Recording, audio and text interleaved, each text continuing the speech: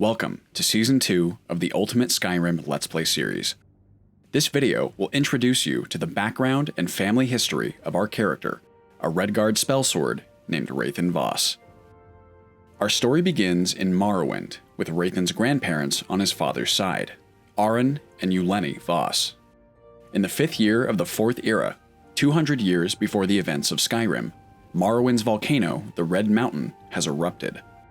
Raithen's grandparents were Dunmer politicians of the Great House Hlalu, one of Morrowind's preeminent political factions, and the Great House most associated with the Empire. Arin and Yuleni were influential figures, having gained their influence during the Oblivion Crisis 5 years previously.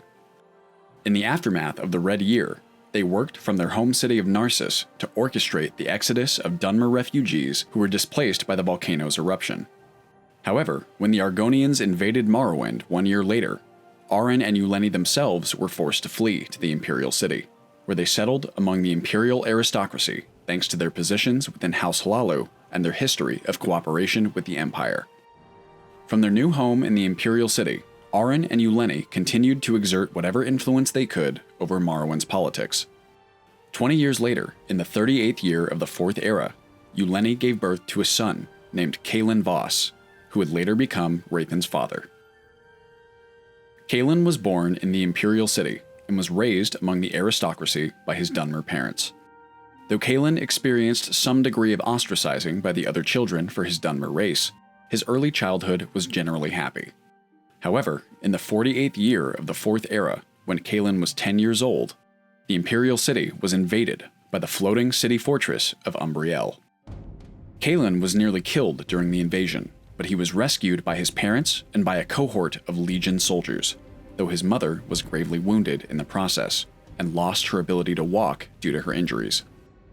This event had a profound impact on Kalin and eventually motivated him to join the Imperial Legion. His decision to enlist was fueled by his admiration for the soldiers who protected his family, by his genuine belief that a strong empire could reunify Tamriel, a belief he inherited from his parents, and by an overwhelming sense of guilt for being too weak as a child to protect his mother. Kalin graduated from the Officers' Academy in the 60th year of the 4th era, and rose steadily through the ranks. In the year 98 of the 4th era, the moons of Masser and Secunda disappeared in an event known as the Void Knights, and in response, Kalin's legion was sent to elsewhere as part of a larger peacekeeping force, though his commander was given a secret directive to gather intelligence on the cause of the disappearing moons. The Legion occupation of Elsewhere was generally unsuccessful, and the investigation of the moons was inconclusive, thanks to a resistant Khajiit populace who blamed the Empire for allowing the moon's disappearance. 2 years after Kalin's arrival in Elsewhere, the moons suddenly reappeared, and the Aldmeri Dominion took credit for their return. The Khajiit generally believed the Dominion's version of events, and Kalin watched helplessly as the Empire's influence in Elsewhere dissipated. Kalin returned to Cyrodiil thoroughly defeated, and fearful of both the Empire's future and of the growing influence of the Aldmeri Dominion. For the next 70 years, Kalin served faithfully as a Legion officer and made captain near his 100th birthday, but refused any advancement beyond that point, citing a contentedness with his current station. However, this was a mask, and the truth was that he did not believe himself capable of leading at a higher rank. This came out in the year 171 of the 4th era. Kalin's father Arin had died years ago, and on her deathbed, Kalin's mother Yuleni asked Kalin the true nature of the fear she sensed in his heart. Kalin broke down and confessed to her that he had failed her, that he couldn't protect her as a child, he couldn't protect her now, and he can't prevent the crumbling of the Empire she and his father had worked so hard to create. After a long pause, and the sort of embrace only a mother can give, she told him that it was never his job to protect her, but rather her job to protect him, that she would have died protecting him so many years ago, and that all she's ever fought for is a world where people like him can be free to live their own lives and make their own choices, and not, as she put it, to live for their elderly mothers. She told Kalin that she and Arin always believed the Empire was their best bet at creating the free world they believed in, but that it didn't matter if the Empire fell today, as long as there were people who carried freedom in their hearts and would fight to create that freedom for others.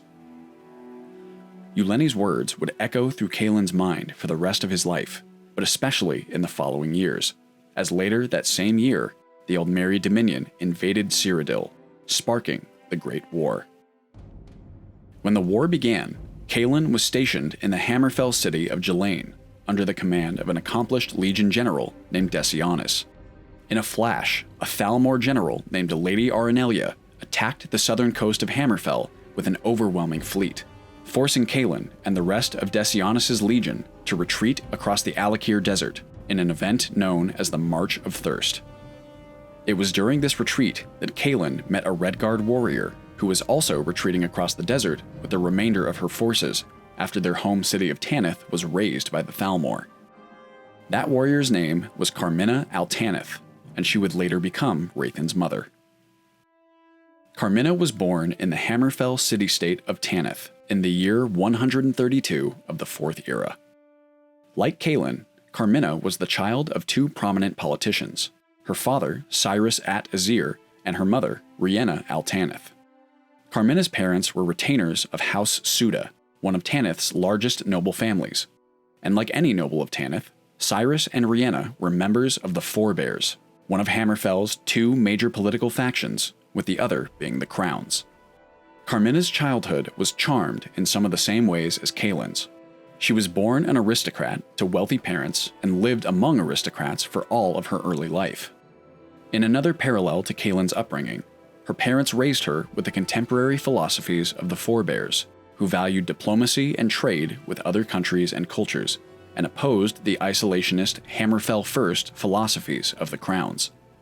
However, the political climate of Hammerfell was far more volatile than anything Kalin experienced growing up in Cyrodiil, and Carmina was taught to fight at a very young age, an experience common to many Redguards, but especially important for the children of nobility, who were often targeted by political assassins. When Carmina was 14, she was nearly killed during an assassination attempt on her beloved uncle by crown conspirators. Her uncle and aunt died defending her, and though she received a deep facial wound during the attack, she managed to kill one of the assassins herself before she was rescued by House Suda's bodyguards. The remaining conspirators were prosecuted and put to death by the Legion, an event that steeled her belief in the righteousness of the Forebears and of the Empire. In the decades after this event, Carmina followed in her parents' footsteps to become a retainer of House Suda, serving as an administrator of anti-crown intelligence operations. By her early 30s, tensions between the Crowns and the Forebears were at a breaking point. Fearing the outbreak of total civil war, Carmina implored Imperial intelligence to intervene in these political conflicts, but her requests were denied on the grounds that Imperial resources were already spread too thin.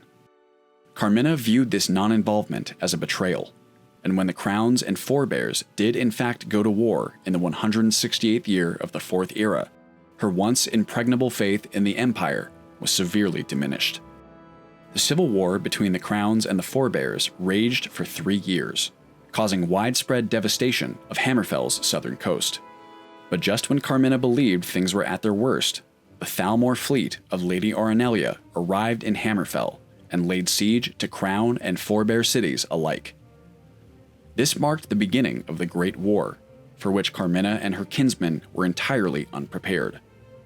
Carmina's home city of Tanith was one of the first to fall, due to an internal betrayal by an unknown member of House Suda, and Carmina's parents were killed by the Thalmor invaders.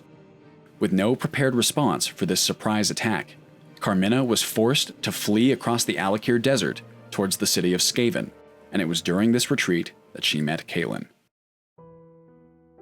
When Kalin and Carmina met in the wastes of the Alakir Desert, they were both gripped by anger, loss, and grief. Carmina initially despised Kalin and his soldiers, viewing them as representatives of an impotent empire that failed to protect her country. But in truth, she blamed herself for not anticipating the invasion and felt she had failed to protect those she loved. Like Kalin, Carmina grew up believing in the ethos of a unified empire, and she now feared that her faith in that empire made her complacent and compromised her ability to defend Tanith and her homeland. Kalin's faith in the empire was similarly broken, and arguably had been for years. But as the two traveled together across the desert and learned more about each other's backgrounds, they eventually found comfort and commiseration in their mutual loss and their strikingly similar childhoods. They were also inspired by General Decianus, who convinced them that if they reached the city of Skaven before the Thalmor, it might be possible to halt the Dominion's advance. By the end of the year 172, after a grueling trek through the Alakir Desert, Decianus, Carmina, and Kalin arrived in Skaven with the remainder of their tattered forces. By this point, news of the Thalmor invasion had arrived from the northern forebear city of Sentinel, and as Kalin feared, Cyrodiil had been simultaneously attacked. Almost all of Hammerfell's southern coast had fallen, save for the crown city of Hagath, which was under siege. However, all was not lost. Legion reinforcements from High Rock had already arrived in Skaven. Sentinel was still untouched by the Thalmor, and according to Sentinel's intelligence, the Thalmor armies in southern Hammerfell were not advancing, and so Decianus hatched a plan. Decianus couldn't afford to remove his legion from Skaven in case Lady Aranelia continued her northern advance. But if Carmina and Kalin could convince Sentinel to use their own forces to break the siege of Hagath, the combined armies of Sentinel, Hagath, and the Legion might be enough to halt Aranelia's advance. The operation was a long shot, as it required the forebear city of Sentinel to rescue the crown city of Hagath, but Decianus saw no other option, and Carmina and Kalin agreed.